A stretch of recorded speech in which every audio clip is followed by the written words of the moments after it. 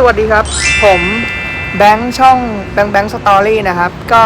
วันนี้จะมาลองทำกับข้าวดูพอดีได้กั้งไข่จากเพื่อนมา2โลก็วันนี้จะมาทำเมนู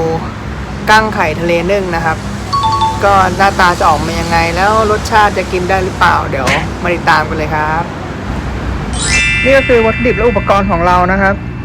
อันนี้ก็จะเป็นกั้งไข่ครับซึ่งเพื่อนคอนเฟิร์มมาว่าไข่จริงๆไข่แน่นๆอะไรอย่างนี้ว้าวก็โอเคอยู่นะครับแล้วก็จะเป็นที่ทำน้ำจิ้มก็จะมีพริกกระเทียมมะนาวเกลือน้ำตาลทรายผงชูรสแล้วก็น้ำปลานะครับโอเคเดี๋ยวเราไปทำเมนูกั้งนึ่งกันเลยฮะเราต้องนำกั้งมาล้างทำความสะอาดก่อนนะครับ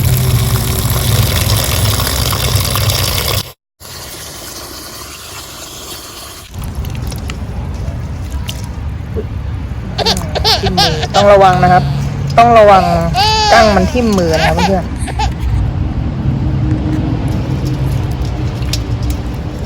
โอเคครับเดี๋ยวเราเทน้ำออกแล้ว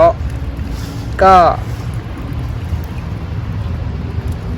ไปทำกันได้เลยในหม้อนี้เราก็จะใส่น้ำลงไปนิดนึงนะครับเพื่อที่จะให้มันเดือดแล้วเอาไอ้น้ำที่มันเดือดมาทำให้กั้งเราสุกนะครับเราก็จะเอากั้งที่เราล้างไว้แล้วมาใส่ไว้ในนี้เลยใส่ไป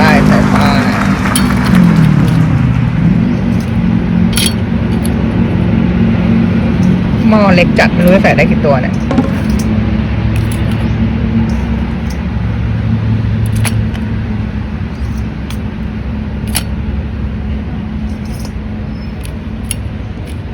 หม้อเนี้ยผมซื้อมาจาก Lazada นะทั้งชุดมัน80 บาท88 บาทเองรวมค่าส่งเท่าไหร่60มั้งก็ประมาณ140 150ไม่เกิน150 บาทโอเคเลยแหละสามารถเอาไปแคมปิ้งได้สบายเลยทำพวกไข่ตุ๋นแล้วเขาก็มีแบบว่าตัวที่รองสำหรับทอดได้ด้วยนะก็มาทอดพวกเป็นไฟล์ทอดอะไรได้ผมว่าก็สะดวกเลยแหละโอเคมันได้เท่านี้นะครับก็จุดไฟไปแล้วก็เดี๋ยวเราก็ต้มรอมันเดือดก็ระหว่างที่รอกั้งสุกเราก็มาทำน้ำจิ้มกันเลยนะครับเริ่มจากแกะกระเทียมก่อนเพื่อนๆโอเคเดี๋ยวเรามาแกะกระเทียมกัน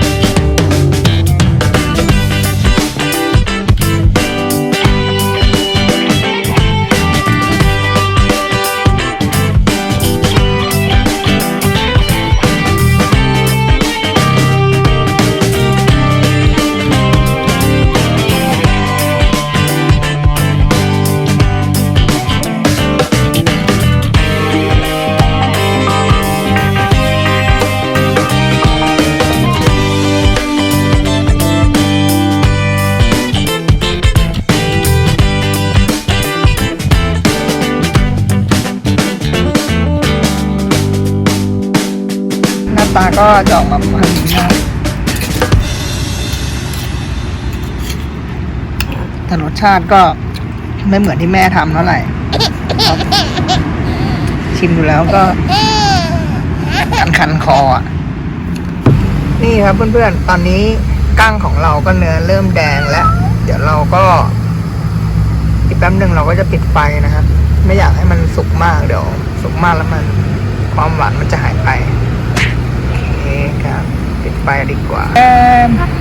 นี่ก็เสร็จแล้วนะครับก็คือไข่แน่นเลยแหละแทบจะทุกตัวนะโอเคเดี๋ยวเราลองมาชิมกันดีกว่าว่ามันกินได้ไหม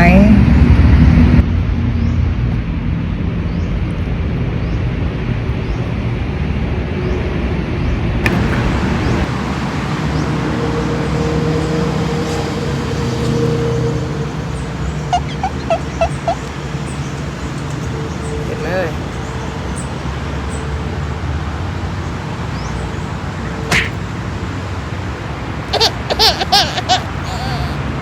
พอได้อยู่โอเคครับขอจบคลิปไปแค่นี้แล้วกันนะครับไงก็ฝากกดไลค์กดแชร์แล้วก็กด Subscribe กันด้วยนะครับแล้วก็ต่อไปเนี่ยจะมาทำอะไรอีกก็ยังไม่รู้เหมือนกันคอยติดตามนะครับสวัสดีครับ